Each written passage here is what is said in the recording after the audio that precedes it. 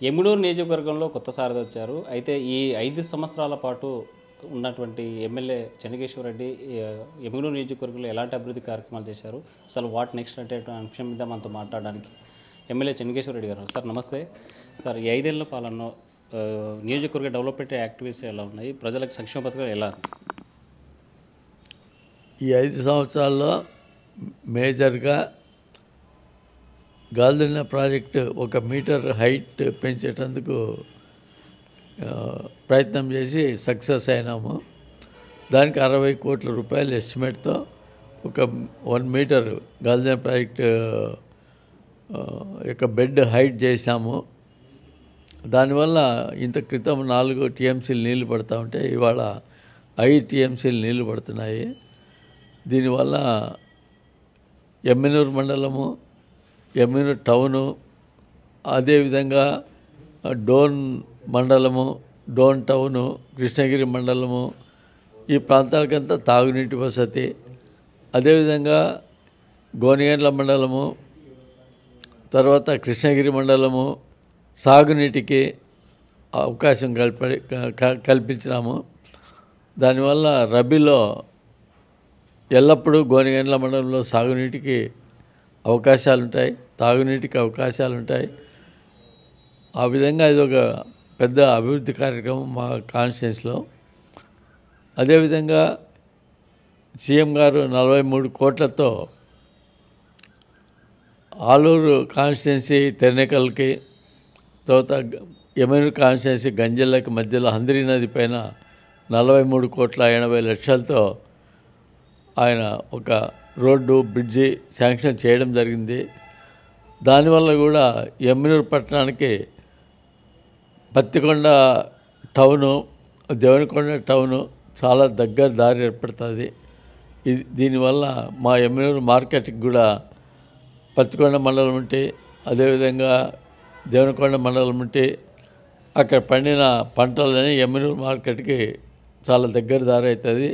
అవన్నీ పంటలు ఇక్కడికే వచ్చే అవకాశం ఉంది. అదేవిధంగా ఈ అల్వాల నుండి బెల్లగల్ మండల హెడ్ క్వార్టర్కి ఒక రోడ్డు శాంక్షన్ చేయడం జరిగింది. అది కూడా పని జరుగుతూ ఉంది.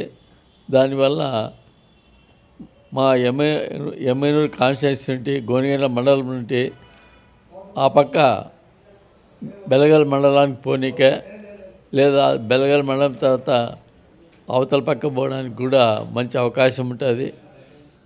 అదేవిధంగా 3 కోట్ల రూపాయలతో నాబార్డ్ ఫండ్స్ కింద ఎర్రకోట నుండి గూడూరు వరకు రోడ్డు వేసుకోవడం జరిగింది. తర్వాత అదేవిధంగా కుల్మాల నుండి ఖైరవాడికి ఒక రోడ్డు వేసుకోవడం జరిగింది. ఈ విధంగా అన్ని రోడ్ల అభివృద్ధి జరిగినాయి. తర్వాత మాకు ఎమ్మిగనూరు పట్టణంలో దాదాపుగా 20-25 కోట్ల రూపాయల సీసీ రోడ్లు వేయడం జరిగింది. ఈ విధంగా ఈ 5 ఏళ్లలో చాలా అభివృద్ధి కార్యక్రమాలు జరిగినాయి.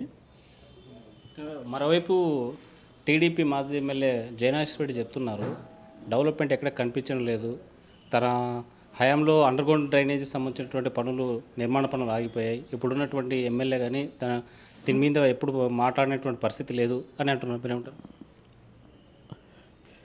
ఇప్పుడు ఇంకొకటి 9 కోట్ల రూపాయలతో ఎమ్మిగనూరు పట్టణంలో 100 బెడెడ్ హాస్పిటల్ కూడా ఆయన అప్పుడు ఏదో శాంక్షన్ తెచ్చాడు, కానీ వాళ్ళు కట్టలే. ఎలక్షన్లు వచ్చా ఊరికే కాగితం ఇచ్చినారు, పోయినారు. తర్వాత ఇవాళ 9 కోట్ల రూపాయలు ఇచ్చి మన వైఎస్ జగన్మోహన్ రెడ్డి గారు ఆ బిల్డింగు కంప్లీట్ చేయడానికే, దానికి కావాల్సిన ఎక్విప్మెంట్కి అన్నిటికి కూడా డబ్బులు ఇస్తూ ఉన్నాడు. తర్వాత ఇవన్నీ కూడా ఇప్పుడు నేను చెప్పినవి కూడా మంచి అభివృద్ధి కార్యక్రమాలు. తర్వాత అండర్గ్రౌండ్ డ్రైనేజ్ అయితే కాంట్రాక్టర్ యొక్క ల్యాప్సెస్ ఉంటే అది నిలబడింది. అది కూడా నెక్స్ట్ వచ్చే ఎమ్మెల్యే ఎవరైతే ఉంటారో వాళ్ళు ఆ ల్యాప్సెస్ బూంచుకొని అది తప్పకుండా సీఎం జగన్మోహన్ రెడ్డి అవుతాడు. అప్పుడు అది అండర్గ్రౌండ్ డ్రైనేజ్ కూడా పూర్తి చేస్తాము. అదేవిధంగా ఎమ్మెగనూరు నుండి కర్నూలు రోడ్ నుండి ముగిత్తి రోడ్డు వరకు బైపాస్ రోడ్డు కూడా ఒకటి గవర్నమెంట్ దగ్గర పెండింగ్ ఉంది. అది కూడా శాంక్షన్ చేయించి అది కూడా పనిచేస్తాము. తర్వాత ఎమ్మెగనూరు పట్టణానికి ఇంకా ఏమేమి కావాలనో ఇవాళ అన్నమయ్య సర్కిల్ నుండి గోనిగండ్ల సర్కిల్ వరకు సెంటర్ లైటింగ్ కూడా వేస్తున్నాము. ఇవన్నీ కూడా అభివృద్ధి కార్యక్రమాలే. ఒక అండర్ గ్రౌండ్ డ్రైనేజ్ మటుకు కాంట్రాక్టర్ ల్యాబ్సెస్ నుండి నిలబడిపోయింది. అది తప్పకుండా మా సీఎం గారు నెక్స్ట్ మళ్ళీ సీఎం అయ్యేది తప్పక అవుతాడు. తప్పక అది కూడా ముగిస్తాము. తర్వాత అదేవిధంగా బైపాస్ రోడ్ కూడా ముగిస్తాము. అంటే మరోవైపు టెక్స్టైల్ పార్కు సంబంధించి భూమి పూజ చేశారు, డెవలప్మెంట్ యాక్టివిటీస్ స్టార్ట్ అయ్యాయి. కానీ మీరు ఎమ్మెల్యేగా ఉండి అక్కడ జగనన్న కాలనీలు కొంతమంది పట్టాలు ఇచ్చి అభివృద్ధిని ఆపేశారు అనేటువంటి విమర్శలు మాజీ ఎమ్మెల్యే జగనన్న కాలనీలో అప్లికెంట్లు పెట్టిన వాళ్ళకందరికీ పట్టాలు ఇచ్చినాము. ఎవరెవరు ఇండ్లు కట్టుకుంటామంటే వాళ్ళకందరికి కూడా దాదాపు 450 ఇండ్లు ఇప్పుడు కడతా ఉన్నారు. అవన్నీ కూడా కంప్లీట్ కానీకి వచ్చాయి. జగనన్న కాలనీలో వాటర్ సప్లై కూడా చేస్తున్నాము. కాబట్టి అక్కడ ఏ విధమైన ఇబ్బంది లేదు. అంటే టెక్స్టైల్ పార్క్ నిర్మాణము ఆ కాలనీ ఏర్పాటు చేయడం వల్లే ఆగిపోయింది అనేది ప్రధానమైన విమర్శ మీ పైన. టెక్స్టైల్ పార్క్ దానివల్ల నిలబడిపోలేదు. వాళ్ళు టెక్స్టైల్ పార్క్ అని బివి మోహన్ రెడ్డి కాలం నుండి కూడా తెలుగుదేశం వల్ల ఉద్దేశం అది. మేమైతే ఎప్పుడు టెక్స్టైల్ పార్క్ తెస్తామని చెప్పలే, లేకపోతే మేమేం ప్రజలకు హామీ ఇవ్వలే. అది బివి మోహన్ రెడ్డి ఇచ్చిన హామీ. వాళ్ళు బివి మోహన్ రెడ్డి 20 ఏళ్ళు ఎమ్మెల్యేగా ఉన్నాడు, చేయలే. ఈయన జయనాగేశ్వర రెడ్డి 5 ఏళ్ళు ఎమ్మెల్యేగా ఉన్నాడు, ఏమీ చేయలే. కాబట్టి అది మనకి సంబంధం లేనిది. అది ఇవాళ బీదలకి అక్కడ జగనన్న కాలనీకి పట్టాలు ఇచ్చింది వాస్తవమే. వాళ్ళంతా ఇండ్లు కట్టుకున్నారు, హాయిగా ఉన్నారు. ఒకవేళ రేపు తెలుగుదేశం ప్రభుత్వం వస్తే ఇంకా టెక్స్టైల్ పార్క్ పెట్టి ఇంకా 1000 ఎకరాల పైన భూమి ఉందాడ ఎక్కడైనా పెట్టుకోవచ్చు. జయనాగేశ్వర రెడ్డి ప్రధానంగా ఒక కోరిక ఉందంట, మీపై గెలిచి మీపై పోటీ చేసి గెలవాలనే ఆలోచన ఉంది. ఆ కళ నాకు నెరవేరేటువంటి పరిస్థితి లేదు. మా నాన్నను మీరు చెన్నకేశ్వర రెడ్డి ఓడించారు, నేను ఒకసారి మా నాన్నతో స్నేహం చేసిన ఒక స్నేహితుడిని ఓడించాలనేటువంటి కంకణం కట్టుకున్నాను, కానీ అయ్యేటువంటి పరిస్థితి లేదని అంటున్నారు. మీరేమిటి? జయనాగేశ్వర రెడ్డి నన్ను ఎన్ని జన్మలు ఎత్తినా ఓడించలేడు. అప్పుడు ఓడిపోయినామంటే 2014లో బివి మోహన్ రెడ్డి చనిపోవడం వల్ల ఆయన పైన సింపతి పెరిగింది ఒకటి. తర్వాత బివి మోహన్ రెడ్డి అంటే ప్రజల మధ్యన ఉండినటువంటి వ్యక్తి, మంచి పేరు సంపాదించినాడు. ఆ బివి మోహన్ రెడ్డి యొక్క పేరు చూసి బివి మోహన్ రెడ్డి చనిపోయిన దాంట్లో ఉన్న సింపతి, ఆ సింపతి నుండి గెలిచాడు తప్ప అప్పుడు కూడా జగన్మోహన్ రెడ్డి మీద నా కొడుకు మీద గెలిచే పరిస్థితి లేదు. రేపొద్దున కూడా ఎప్పుడూ రాదు ఆయన.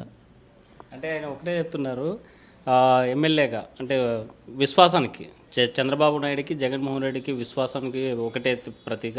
మా నాన్న ఆరోగ్యం బాగాలేదు, ఆయన మళ్ళీ ఎలక్షన్ కొన్ని రోజుల్లో చనిపోయేటువంటి అవకాశం ఉందని తెలిసి కూడా తనకు సీట్ ఇచ్చాడు. కానీ జగన్మోహన్ రెడ్డి అలా చేయడం లేదు. ఇది విశ్వాసానికి నమ్మకం ఉన్నటువంటి నాయకుడు మా చంద్రబాబు అనేటువంటి పరిస్థితి. దీన్ని ఏమంటారు? వైఎస్ జగన్మోహన్ రెడ్డి గారికి నేనే చెప్పడం జరిగింది, నాకు 85 సంవత్సరాలు.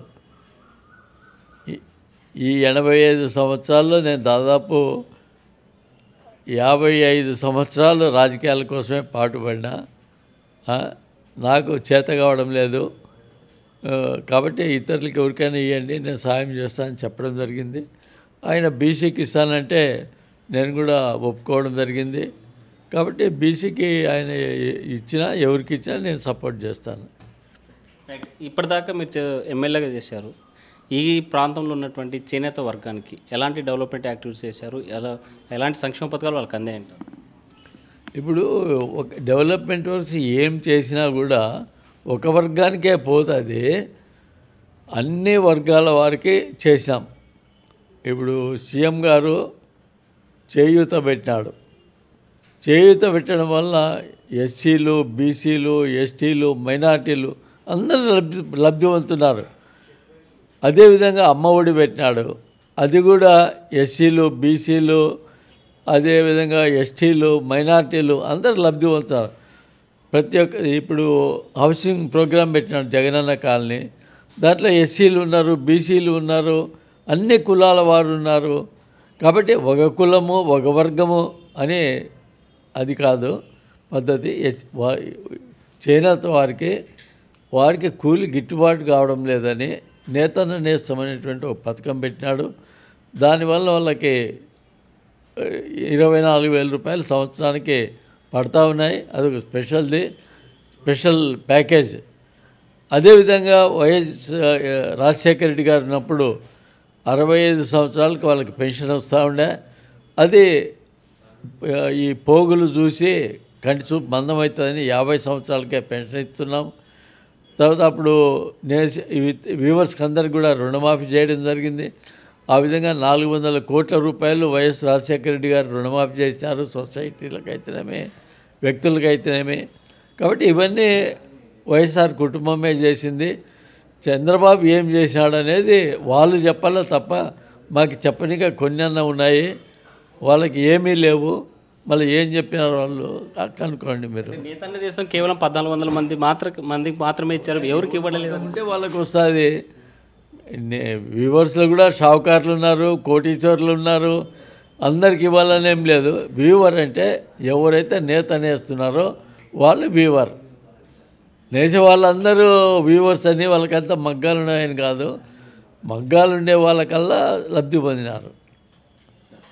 తాజాగా మీరు కాంగ్రెస్తో సంబంధాలు ఉన్నాయి.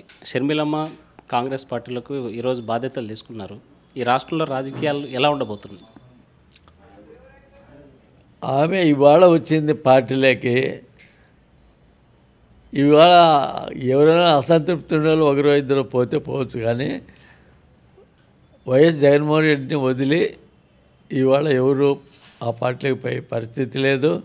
మా పార్టీ పైన, మా నాయకుని పైన ఏ విధమైన ప్రభావం చూపదు. కొంతమంది అసంతృప్తివాదులు, దాడి వీరభద్రం కావచ్చు, లేకపోతే సి రామచంద్ర లాంటి వాళ్ళు సీనియర్ నాయకులు పార్టీని వీడి వేరే పార్టీకి పోయేటువంటి పరిస్థితి వచ్చింది, జగన్ మీద నమ్మకం లేదు అనేటువంటిది వాళ్ళ వాదన. దాడి వీరభద్రరావు ఏ పార్టీలో ఉన్నా కూడా ఆయనకేమీ ఎమ్మెల్యే టికెట్ ఇవ్వరు, ఆయన కొడుకు కూడా ఇవ్వరు. సి రామచంద్రయ్యకి కూడా మా నాయకుడు వైఎస్ జగన్మోహన్ రెడ్డి గారి సీనియర్ నాయకుడు అని ఎమ్మెల్సీ ప్రపోజ్ చేసింది వాస్తవమే. ఆయన ఇవాళ ఏం ఆశించి అక్కడ పోయినాడో తెలియదు. ఆయన ఇప్పుడు ప్రస్తుతం ఎమ్మెల్సీగా కొనసాగుతున్నాడు. ఆయన సీనియర్ నాయకుడు, కానీ మంచి ఇంటెలిజెంట్. కానీ ఎందుకు పోయినాడో మళ్ళీ అది ఆయనకే తెలుసు, మనకేం తెలియదు. సార్, ఫైనల్గా రేపు 2024 ఎలక్షన్స్కి ఈ నియోజకవర్గ ప్రజలకు మీరు ఏం పిలుపునిస్తున్నారు, ఏం చెప్పబోతున్నారు? వైఎస్ఆర్ కాంగ్రెస్ పార్టీ మన క్యాడర్ అంతా కానీ ప్రజలందరూ కానీ వైఎస్ జగన్మోహన్ రెడ్డి గారికి ఎవరు ఎమ్మెల్యేగా ఉంటే వాళ్ళకి ఓటేసి వైఎస్ఆర్ పార్టీని గెలిపించాలని పిలిపిస్తాను. ఎమ్మెల్యే చెన్నకేశ్వర రెడ్డి గారు ఒకటే చెప్తున్నారు, రాబోయేటువంటి ఎన్నికల్లో ప్రజా సంక్షేమ పథకాలు ఎవరైతే అందించారో ఆ పార్టీకి పట్టం కడతారు. అయితే ఇప్పుడు ఉండబోయేటువంటి అభ్యర్థికి మాత్రం ప్రతి ఒక్కరూ వెన్నుదండగా నిలిచి గెలిపించాలని కోరేటువంటి పరిస్థితి. వీడియో జర్నలిస్ట్ చంద్రశేఖర్తో హుసేన్, RTV, కర్నూలు. మరిన్ని వీడియోస్ కోసం ఛానల్ ని సబ్స్క్రైబ్ చేయండి, లేటెస్ట్ అప్డేట్స్ కోసం వాట్సాప్ ఛానల్ ని ఫాలో చేయండి, అండ్ లింక్ డిస్క్రిప్షన్ లో ఉంది.